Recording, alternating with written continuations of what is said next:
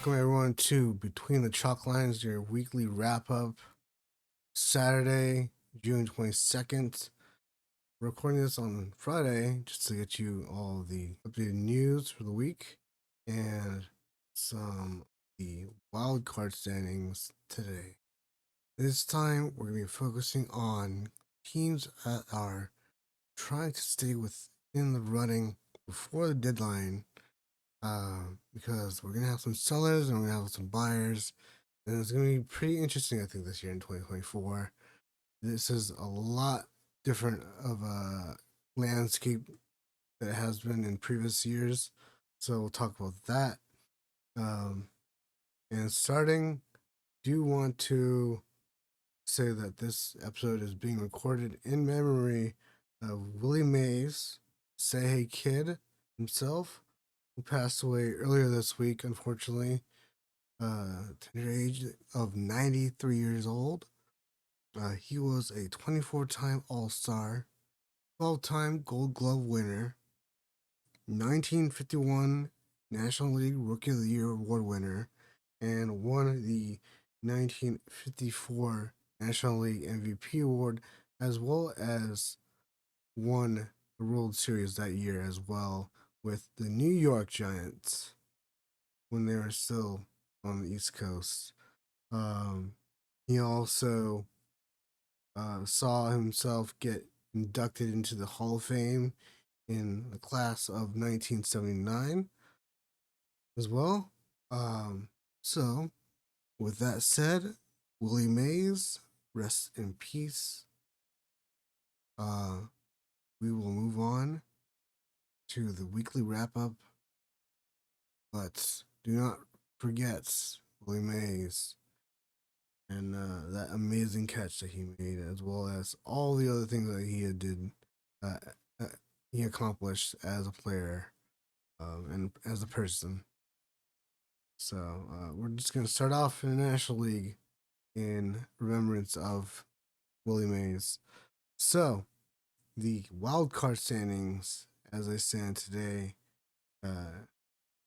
going into today, Braves, Cardinals, Padres all have a spot in the wild card, with Diamondbacks, Pirates, and Nationals fighting right there at the very top, that last spot. Padres are not sitting safe, to say the least. We'll talk about some of those teams and not all of them, but some of these teams, about injuries, players, trades, etc. Moving on to the American League wild card standings going into today, Friday. The Royals, and the Twins all are safe going into the 21st, with the Red Sox, the Tampa Bay Rays, and the Toronto Blue Jays fighting again, very, very close to the Twins, as well as the Royals. Orioles could very easily jump out of the wild card and take over the East. It's kind of a battle between them and the Yankees, so we'll talk about that. Starting off, we're going to be looking at the West.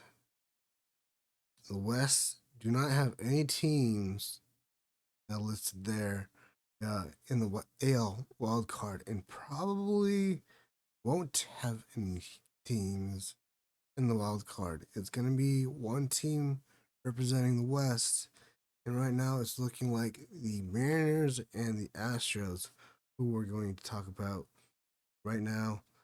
The Mariners are looking like they will be buyers at the trade deadline. Didn't give Teoscar Hernandez qualifying offer, and a few other people they let go going into the 2024 season. So they have some money to spend. There's that, and they also have some capital as far as farm system and players at the MLB level that they can trade away. The offense is going to be a focus for the Mariners. That's what they need to look at. They need to look at bats. They need to look at good hitters, runners, as well as defense. They have a pretty strong rotation, as well as a good, not elite, but a good um, bullpen. The Angels look to be possible sellers at the trade deadline. They are not going to be in the playoffs. I tell you that. Uh, I think any Angel fan or baseball fan that knows the standings and teams, um, the Angels are just bad, bad, bad, bad. They're bottom tier bad. Um, and if they could have, or should have, if I would have been owner and GM, whatever, last year, the year before, I would have traded away Shohei Ohtani for a package larger than what the Nationals got for Juan Soto and the Padres got for Juan Soto. Um, yeah, Otani was, the Dodgers know he's a once in a generation talent. They signed him for 10 years to DH slash pitch. We'll see how that goes as far as pitching side next year. He could be a DH for 10 years, we probably know. Um, but Angels have left fielder Chile Ward, who was looking pretty good. Who was almost a Dodger a couple years ago, as well as starting pitcher Tyler Anderson, who's looking pretty good, and infielder Luis Rengifo is very hot right now. He gets very hot in the latter half of the season. So any team that needs a third baseman slash second baseman slash shortstop, Rengifo can play most of those positions. And Ward, pretty good hitting left fielder. Um, and Anderson also a pretty good pitcher as far as the rotation piece. Number two, number three on most teams, but right now in the Angels, he's their ace. But he does have 1 year of control after this year. So whoever trades for him is essentially trading for a pitcher with 1.5 years worth of control. And same goes for Taylor Ward. And Hefo, I am not sure of, but I do believe he does have some control after this year. Max Scherzer will be making his first start of the season for the Texas Rangers tomorrow or Saturday when you're listening to this or watching this. He will have started the Rangers on the bump, coming back from surgery. Athletics are kind of just sinking the ship, looks like. And it feels like DFAing, outrunning several players over the last week and a half or so. Seth Brown, outfielder, is the biggest name to date that I can really think of. Um, Houston Astros, like I said, are really on the cusp of possibly taking over the West. So they called up starting pitcher Jake Bloss and had to make room for him by DFAing right-handed pitcher Blair Henley. So he is now on their 40-man roster. Jake Bloss, good luck with your major league career.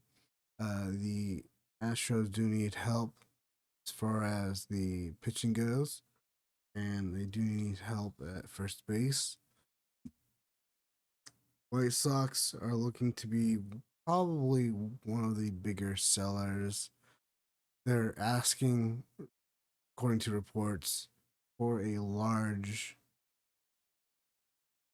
package for outfielder, center fielder, all star Luis Robert Jr. he has several years of control after this year. I believe it is 2 or 3 years after this year, and those are option. So, team that picks him up in a trade could potentially just flip him as well. There he is no trade clause in his contract, so that can happen. And then they have starting pitcher Gary Crochet, who I've mentioned before, and Luis Robert. Uh, both big candidates to be traded and give back big names in return.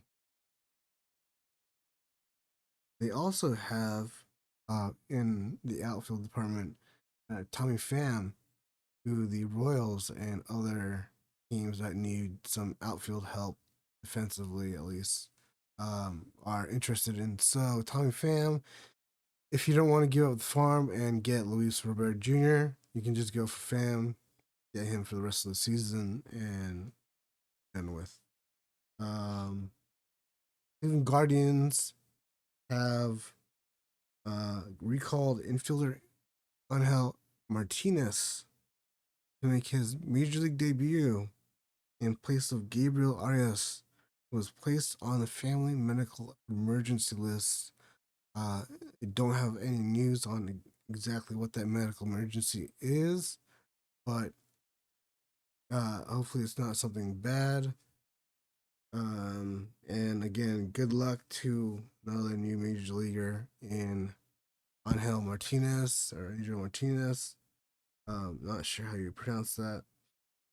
Uh, Twins are in an odd situation that you don't find a lot of teams in. The Twins optioned first baseman slash outfielder Alex Kirilloff last week, and then rescinded that option because they found out that he was dealing with back pain, back issues.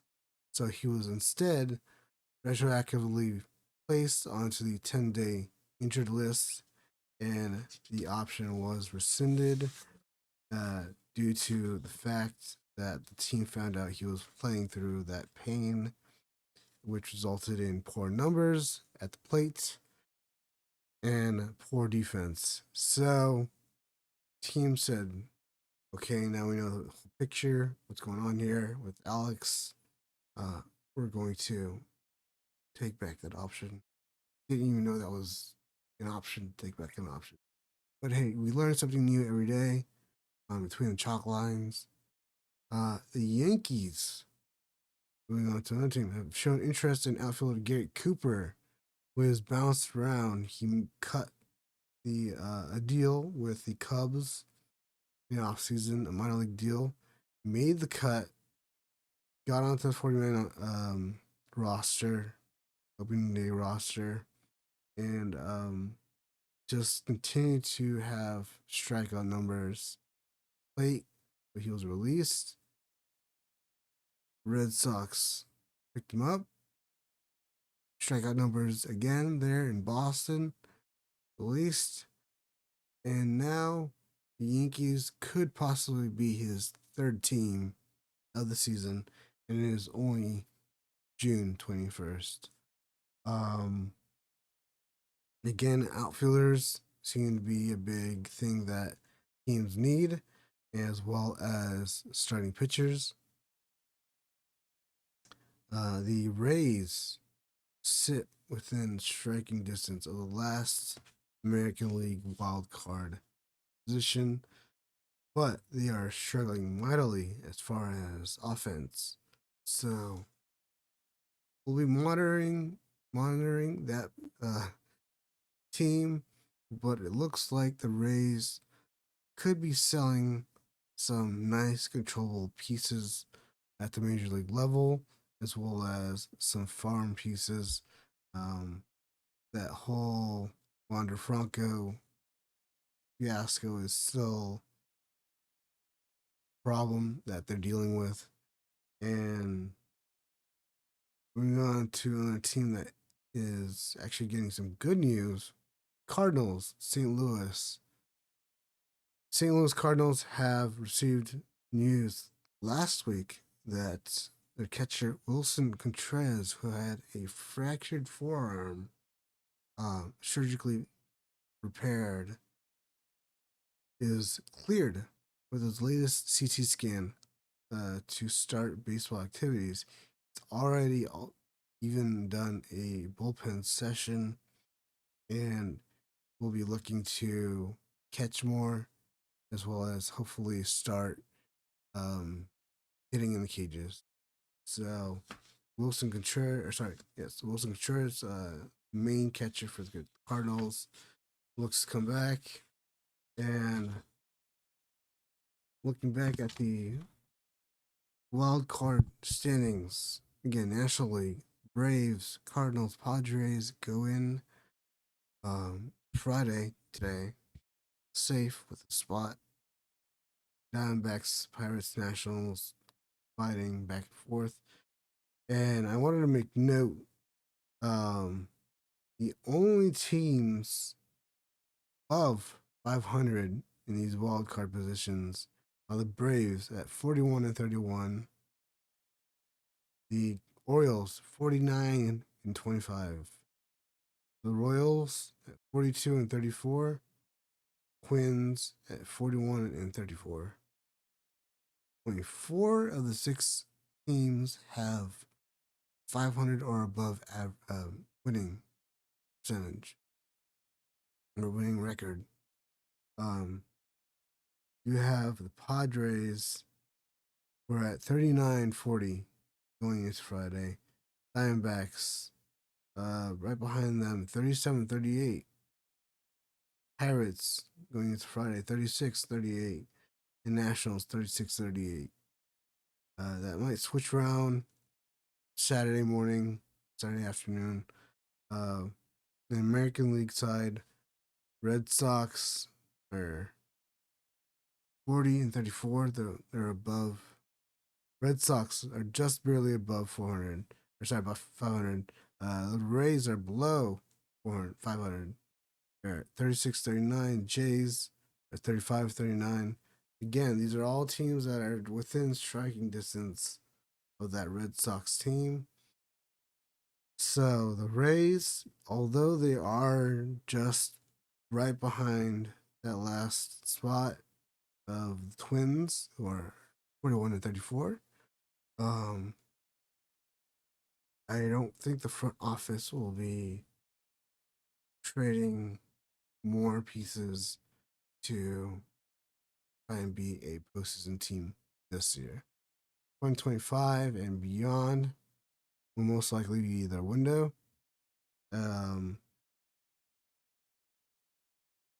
They have a lot of pieces that they can move.